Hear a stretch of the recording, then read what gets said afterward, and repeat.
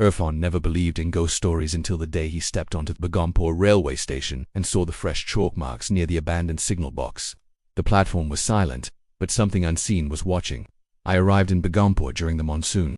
The sky had been grey for days, with heavy clouds sagging low, drenching everything in slow, steady rain. My transfer came without warning. One morning, a letter was slid under my door, and by nightfall I was on a train heading to a district I had only seen mentioned in railway archives. I was told my new job was to audit disused railway stations. Most of them were closed decades ago, now just broken structures on forgotten tracks. It sounded dull and isolating, but after everything I had been through back in my previous posting, I welcomed the quiet. The town itself was tucked between forested hills, damp and overgrown. The locals kept to themselves, rarely making eye contact, and the roads turned to mud after the lightest rain. I was put up in a government guest house at the edge of town, an old colonial structure with creaking floorboards and a moldy scent that never left the curtains. The first few days were uneventful. I reviewed paperwork, sorted ancient files, and charted coordinates for site inspections. On the fourth day, while going through an old storeroom of blueprints and maintenance logs, I stumbled upon a file labeled Begampur Station, decommissioned 2003. Something about it made me pause. Most files had pages of closure documentation, structural reports, sometimes even fatality records. But this one was nearly empty. Just the station name, the closure date, and a blank page where the remarks should have been. I asked the station clerk if he knew anything about Begampur. He was an older man with tired eyes and a limp, always scribbling something or pretending to. He barely glanced up and said I should leave that one alone. Then he returned to his notes without another word. His tone wasn't dismissive, it was cautionary, like someone warning me not to disturb something already buried. I went back to the file and pulled out the map. It showed a single track line leading out of town, bending sharply into the hills, then ending at Begampur. The line hadn't been in service for more than 20 years. No schedule, no rerouting. Just an orphaned stretch of track. The next morning I packed a camera, flashlight, notebook, and some water, then followed the old tracks out of town. The vegetation was thick, clawing at my clothes, and I had to stop often to clear the vines that had overtaken the rails. The walk took longer than expected. Just when I was about to turn back, I saw the station ahead, barely visible through the trees like an old wound hidden in the forest. Begampur Station was half swallowed by the earth. Crumbling cement columns, a rusted iron sign with a name barely legible, and a collapsed tin roof on one side. The platform was cracked and uneven, with weeds pushing through every surface. The building itself looked like it had been abandoned, mid-thought windows shattered, doors hanging on twisted hinges, and wooden benches so warped by rain and time that they looked more like driftwood. I stepped onto the platform and felt an immediate shift. The temperature dropped slightly, not dramatically, but enough to notice. And then there was the silence, not the peaceful silence of nature. No chirping, no wind, no buzzing of insects, just a complete, suffocating stillness. I walked slowly past the waiting room and into what remained of the ticketing office. Papers lay scattered, faded and unreadable. The ceiling had collapsed on one side, letting in a narrow beam of pale light. That's when I saw something that made me stop cold. On the floor near the old counter, someone had drawn 3 vertical lines in white chalk. The marks were clean. No dust settled on them. No footprints around. It looked fresh, as if drawn moments before I arrived. My heart began to beat faster. I crouched to touch one. The chalk smudged under my finger. I stood up and looked around. Still no sound, still no movement. But the air felt heavier now. I took a few pictures and decided not to stay long. As I made my way back toward the platform, something in the corner of my eye made me pause. At the far end of the station, just beyond where the platform curved into trees, I thought I saw someone standing. I blinked, looked again. There was no one there. That night, sleep wouldn't come. I kept turning in bed, my mind looping back to the station, the faded sign, the quiet that wasn't peaceful, and especially those chalk marks. They played over and over in my head. 3 clean white lines drawn on a cracked concrete floor inside a building no one had entered for years. At least, no one who left a trace. The thought nagged at me. Who had drawn them? And why only 3? By midnight, I was wide awake, staring at the ceiling fan spinning above me. The rain had stopped, but the air was thick with moisture. Outside, frogs croaked and leaves rustled with the occasional wind. I reached for the notebook I kept by the bed and scribbled a few lines notes about the station, what I'd seen, how it made me feel. But my hand stopped writing when I heard it. Tap, tap, tap. It was faint, but unmistakable. A steady tapping like metal gently striking wood. I sat still and listened. It wasn't coming from inside, it was outside, maybe near the window. I held my breath. The tapping continued, 3 slow, deliberate strikes, then silence, then it repeated. I pulled back the curtain just enough to peek through. Nothing. The porch light flickered slightly, revealing only damp ground and thick bushes. No movement. Still, I couldn't shake the feeling that something was there. Just beyond my view, Watching, I stayed up the rest of the night, occasionally hearing soft rustling, sometimes the tapping again, always in threes. Morning didn't bring relief, only more questions. I checked outside before sunrise. The ground was soaked but undisturbed. No footprints, no sign that anyone or anything had been there. Later I returned to the office and tried asking more directly about the station. No one wanted to talk. A few looked uncomfortable the moment I said the word Begampur, others just walked away. I stopped trying. Instead, I decided to go back. I needed to know if the chalk marks were still there, if anything had changed.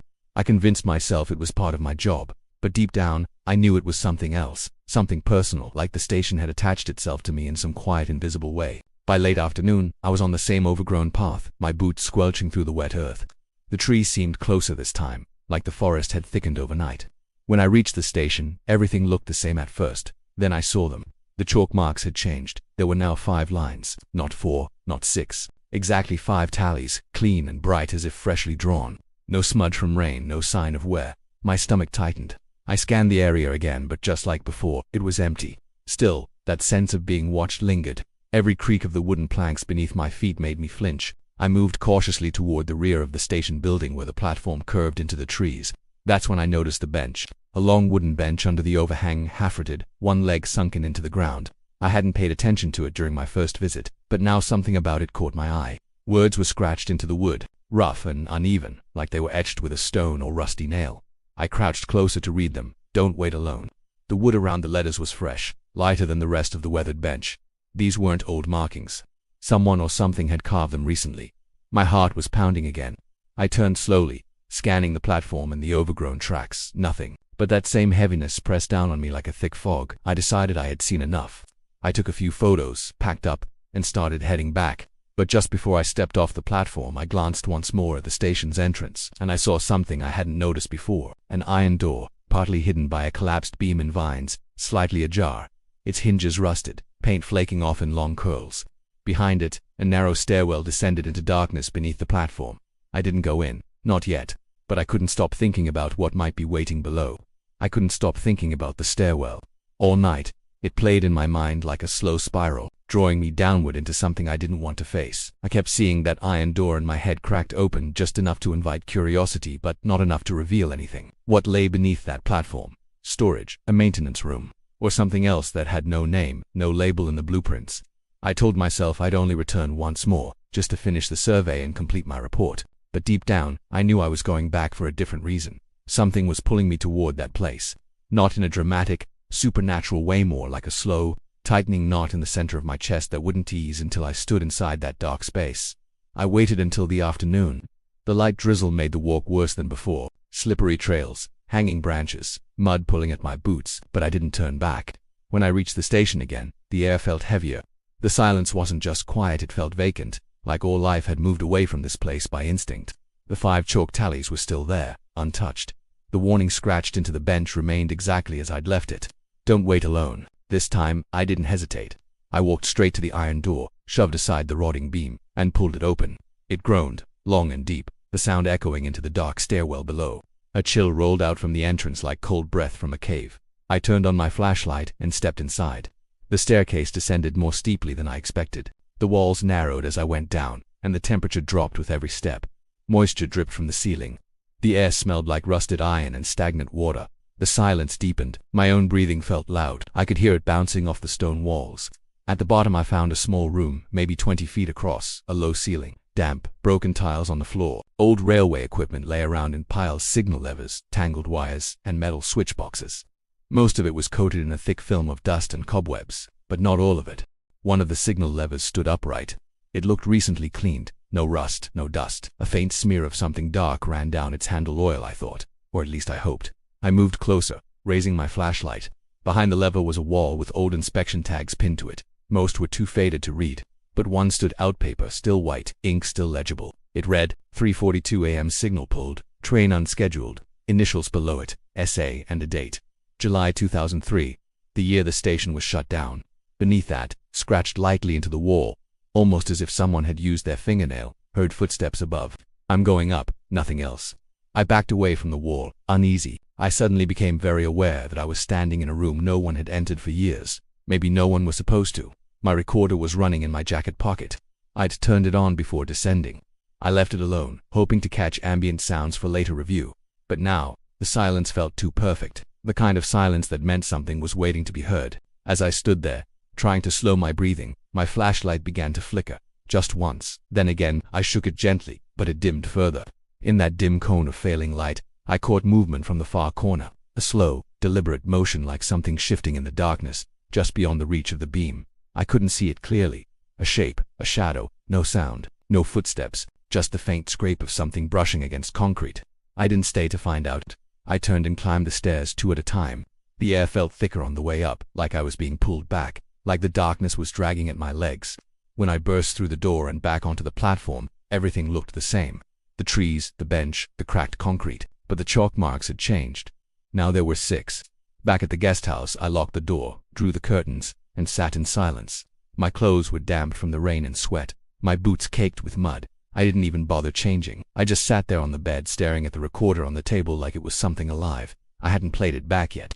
I wasn't sure I wanted to. The numbers etched into the signal lever 3:42 a.m. That time stuck with me more than anything else. It felt too specific, not random, like something was waiting at that exact minute. It was only 9:30 p.m. I had hours to go. I got up, made tea just for the motion of it, and kept checking the recorder without pressing play.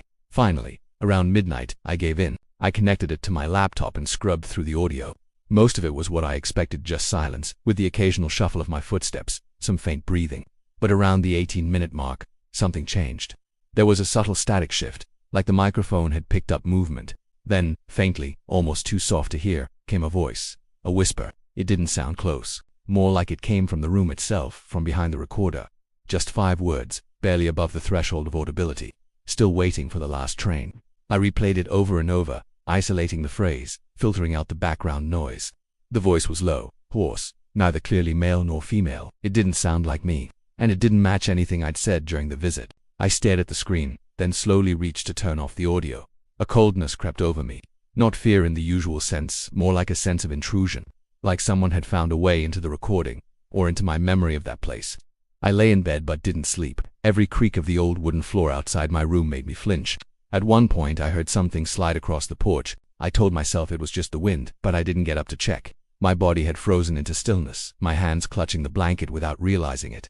At 3:42 a.m. I sat up. I didn't decide to wake, I just did. No alarm, no noise, just a sudden, sharp awareness. Then I heard it. A whistle, faint, hollow, but real. A long, drawn-out sound in the distance, like a train arriving at a platform far away.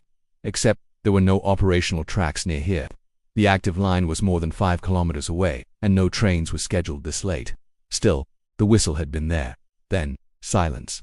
I got up slowly and walked to the window. I didn't open the curtain. I stood there, frozen, listening for anything more. Then I saw something at the foot of the door. Inside the room, just under the gap in the wood, lay a small slip of paper.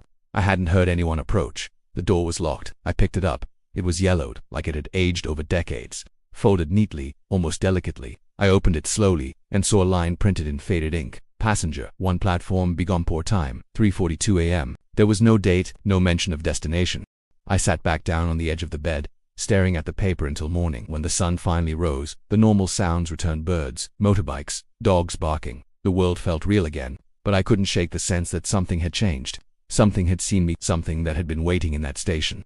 Something that now knew my name without needing to ask. And I realized that it wasn't the station that had been abandoned, it was the train, and it still had one more stop. I tried to go on with my work. I tried to treat it all like a strange encounter that I had misread: chalk marks, an old stairwell, an eerie audio clip, and a slip of paper someone might have left as a prank. That's what I told myself, over and over, as the days passed. But nothing felt the same. I couldn't focus on my reports. I couldn't sleep for more than an hour at a time. Something in me had shifted, like the rules I'd always lived by, cause and effect. Logic and reason no longer fully applied. I didn't go back to Begampur Station. I didn't need to. It followed me. A week later I woke to find muddy footprints in the hallway outside my room. Faint, as if made by shoes soaked in half-dried sludge. They trailed from the door, paused near my bed, then disappeared. The room was locked from the inside. No sign of forced entry. I checked the CCTV installed by the guest house caretaker. The screen was blank from midnight to 4 a.m. A recording error, he said. Power fluctuation, he claimed, but the lights in my room had never flickered. That same day, while sorting through files in the records room, I found something wedged behind a broken cabinet. An old, brittle railway ticket. It looked nearly identical to the one I had found earlier. The same faded text, same layout, Even the same note, passenger 1, but this one had a date stamped in red. Today's date. The destination line was still blank. I didn't know what to do with it. I placed it in a file and tucked it deep into the back of my desk drawer. I planned to forget it, let it sit there and rot. But that night, just after 3:40 a.m., I heard something outside again. It wasn't the whistle this time. It was the clanking of wheels. Steel on steel, distant at first, but getting closer, rolling steadily, as if a train was approaching right outside my window, except my room didn't face the tracks. There weren't even tracks nearby. Then came the bell, a single, heavy, mechanical clang, like the signal bell used to alert passengers before a train pulled in. It rang 3 times, then silence. When I woke up that morning, if you can call it waking up when you never really slept, I found another slip of paper. This one was different.